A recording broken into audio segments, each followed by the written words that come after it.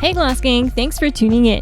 Today we're taking a look at my new Infinite VATS Carnivore Commando using the Elder's Mark. This is an endgame Infinite VATS Carnivore Commando build, using specific to carnivore food buffs like meats that come from camp collectors and from areas on the map that I'll show you, where you can get these easy buffs that make this thing an Infinite VATS monster. This build has so much AP, max AP density, that you can stay in VATS infinitely for your entire magazine. With up to over 700 max AP, this build has the density to put the Elder's Mark in a true Infinite VATS state, getting 200 shots off and still having a third of your AP bar to play with. But you don't need the buffs unbuffed. The build sits at 500 max AP and can still get the kill in the 1 minute 20s, which is what we saw on stream earlier today. And this run would have came in at around a minute 15, but as you can see, I had the snake glitch out on me and I couldn't tell what I was targeting anymore, and I wasn't landing shots for a minute. But I know a lot of my carnivore people are gonna love to run the extra meat buffs. But I can't stress this enough, buffs are not what make it or break it on a build. Having the cards right and legendary effects right are the core mechanics of the game. And if you're wondering why quad and not furious, I answered that question in a side-by-side video that I have posted on the channel and in the description below.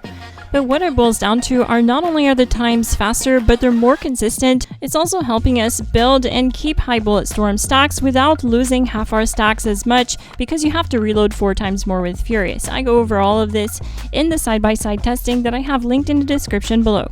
Ultrasight Terror Test. So I'm just going to show the Elder's Mark on screen doesn't have prime ammo and it only has an AP cost of 7. This is really important, and I'll touch base later on it in the weapon breakdown section of the video. What you're going to see me do here first thing is target one of the plates on the snake. This will cause it to cripple. You want to deplete the health bar under your VATS accuracy. This will give you 75% more range damage to crippled targets from perk cards on the build like Easy Target. And when it's crippled, it's supposed to fall on its belly, but sometimes it doesn't. It didn't do that for me here. We just got a little twitch out of it, and that's okay. Once that happens, you want to target the eyes. You'll do the most amount of damage there. This is a crucial tactic that if you don't do, will add a whole minute to the run. If you don't get the cripple on the snake, you're not doing that extra 75% more damage. The build is also optimized for daily use, and I'm showing you these tactics that you can apply more damage to any enemy with. The crippling thing isn't exclusive to the snake. You can go to a bounty headhunt and cripple one of the limbs on a bounty target. Will do even more damage because of Easy Target. If you want to see more carnivore builds like this on the channel, smash the like button below. It's the final boss of YouTube, and I need your help. What I'm going to do now is show you how to build up to 700 max AP, how to stack your buffs. I'll leave a timestamp in the video. If you don't want to use the buffs, you can skip this entire part and just go straight to the weapon, armor, and special perk breakdown. I'll also be showing carry weight food buffs you can add to the build. Since it's a carnivore, that is kind of the go-to food buff that carnivores typically run for. We're going to take a look at the camp buffs first, and if you don't have the meat collectors, don't worry, I have a solution. If you don't have the collector for these meats, don't worry about it. I'll show you later in the video, but these are the food buffs that you would want that are meat. So we're gonna go for cooked soft shell meat for plus 50 max AP. As you can see, plus 50 max AP there at the bottom. And if you don't have that, if you don't have the Mylark Steamer, the same buff is the Poached Angler. You can get this very easily by coming up here at the top of the map at Gnarled Shallows. You'll spawn up here once you discover the location. And you'll see these little floaty things that glow. You want to shoot them dead. You want to dump all your rounds into them for their meat. And yeah, once you cook it, you just cook it with boiled water and you have plus 50 max AP. It's the same buff as cooked soft shell meat. So if we look at the cooked soft shell meat right there, it's active for 18 minutes. If we take Poached Angler, it replaces it. That's because they don't stack. But if you don't have the cooked soft shell meat, you can just do this instead. And then from the critter cooker, we're gonna go with Squirrel on a Stick.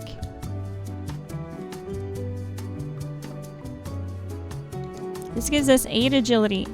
If you don't have the critter cooker, you can also just get fried rad roach on a stick from Nuka World on tour. And when you spawn in, you're going to be able to turn around. You're going to be facing this way at Nuka World.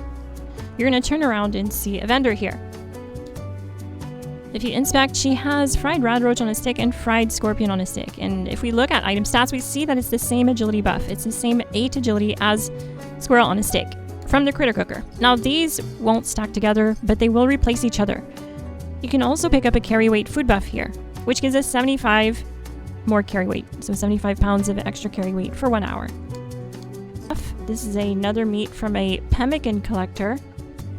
That's what it looks like there, and I don't have this collector. This is giving us more endurance, which is giving us more max AP through the +8 endurance it gives us. But what I do is whenever I come across a pemmican collector out of a player's camp when I'm vendor hopping, I just check to see if it's locked. If it's not, I snatch it up. I'll tell you what, I definitely don't leave it there. No, sir. It beats crafting it, and you can always find it in train stations if you can't find it anywhere else. Another thing we need to take a look at to reach that 700 max AP is how I'm getting another +2 agility and +2 endurance boost on the build, and this is through the camp buffs. So if you didn't know, in your build menu under utility you have player buffs that you can take out. You would want to take out either the speed back, or in my case I have the cosmic capture. I know there's a few different camp item buffs that give +2 agility now, and so this is when I'm using the cosmic capture, and then I'm also using the endurance bike for +2 endurance. And the reason we're getting all of this extra endurance from pemmican and the exercise bike is to get more max AP returned from Thirst Quencher, a perk card on the build that gives us more max AP based on your endurance.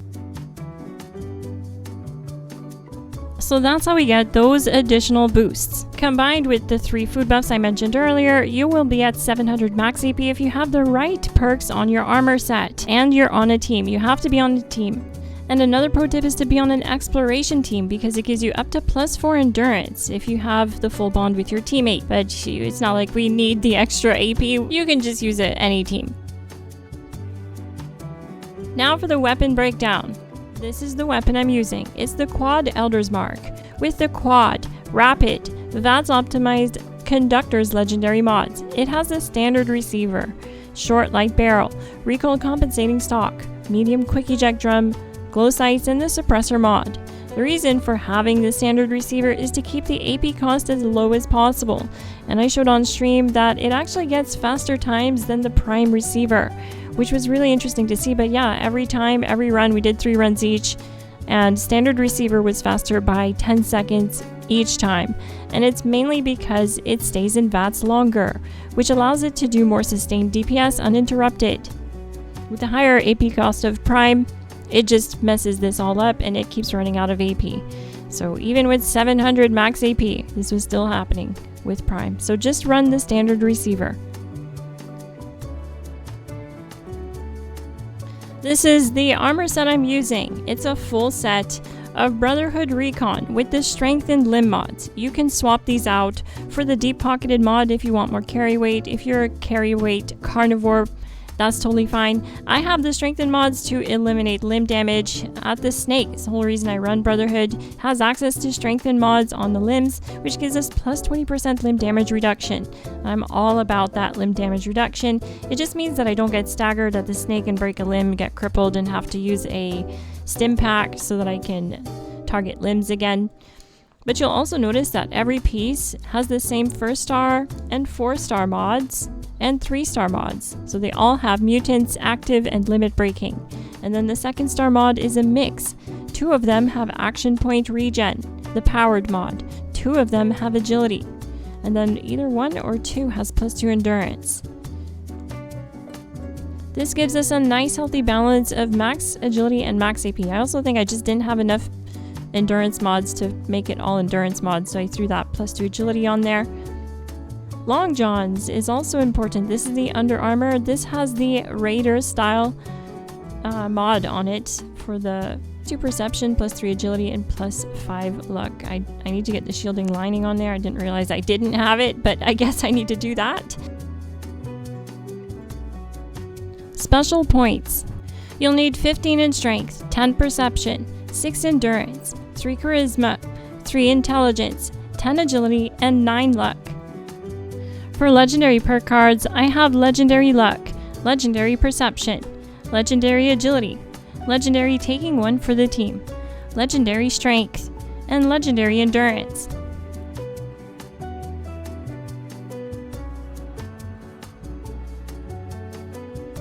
For perk cards, I have Traveling Pharmacy, Bringing the Big Guns, Easy Target, Bullet Storm, Lock and Load, Scatter Shot. Under Perception, it's Number Cruncher, Downranger, Tormentor, Tank Killer, Concentrated Fire, and Awareness. In Endurance, we have Life Giver, 3-star Ironclad, and Through Hiker. We also have Natural Resistance, Thirst Quencher. This is an important one I mentioned. To help us squeeze out the most amount of max AP is by getting some out of Endurance with Thirst Quencher, which gives us more max AP based on our Endurance. Adamantium Skeleton, Starched Jeans. In Charisma, it's Strange in Numbers and Tenderizer, and this is why you want to be on a team, because the positive effects of your mutations are 25% stronger if teammates are mutated too. Under Intelligence, it's First Aid and Good with Salt. This is so that all of those meat buffs don't spoil in your inventory. In Agility, we have Gunslinger, Gunslinger Expert, Guerrilla Expert, Guerrilla Master, 3-star Enforcer. This is really important for crippling the snake. Evasive, and 1-star Gunfu, and this is an optimization for events to swap targets on each kill and give 30% more damage to the next target.